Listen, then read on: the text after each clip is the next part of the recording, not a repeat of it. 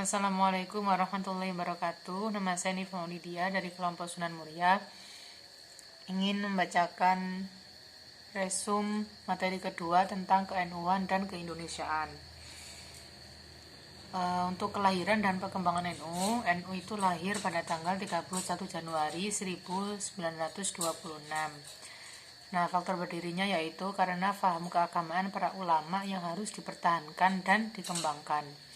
Nah, sedangkan perkembangan NU ini pada prinsipnya ada pada visi dan cita-cita yang mewujudkan Islam rahmatan lil alamin, yang berupaya selalu memoderasi Islam dengan kehidupan masyarakat, bangsa, dan bernegara.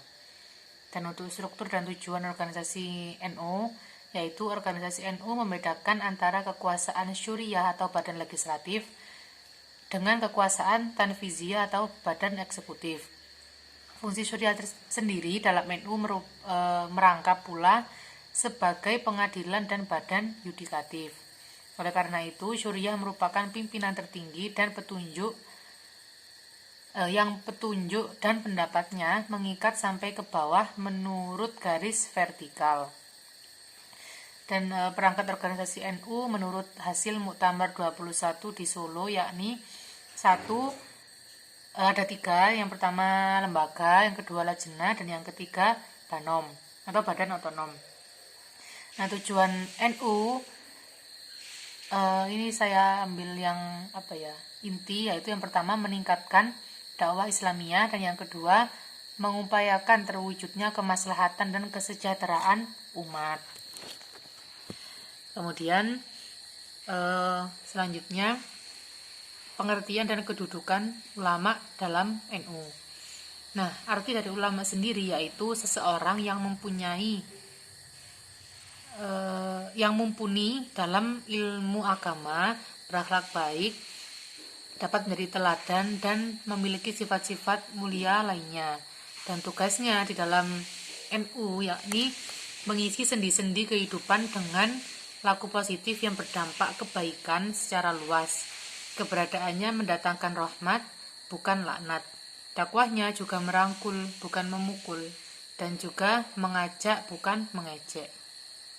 Dan tradisi amalia NU itu dibagi menjadi 3 bidang. Yang pertama bidang ibadah, contohnya itu membaca kunut pada saat sholat subuh. Yang kedua penghormatan kepada Nabi, contohnya mulutan, selawatan, begitu. Kemudian yang ketiga itu penghormatan kepada jenazah, contohnya ziarah kubur, bacakan tahlil, yasin, seperti itu. Dan sekarang untuk bagian keindonesiaan. Proses kelahiran kebangsaan lebih dari 1 abad yang lalu pada tanggal 20 Mei 1908. Kebangkitan nasional digerakkan oleh kaum pemuda untuk membebaskan rakyat dari nasib dan penderitaan penjajahan selama kurang lebih 350 tahun. Motif kelahiran nasionalisme merupakan respon terhadap adanya penindasan oleh penjajah.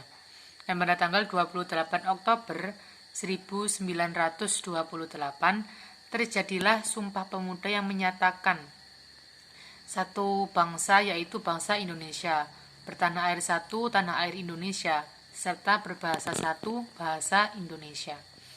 Dengan adanya proses panjang tersebut terbentuklah Pancasila pada tanggal 1 Juni 1945 sebagai fundamental dan dipilihnya semboyan Bhinneka Tunggal Ika. Dan dalam pemahaman kita, pada periode kekinian, ketika nasionalisme belum dapat meningkatkan taraf hidup peradaban, maka nasionalisme akan semakin meredup.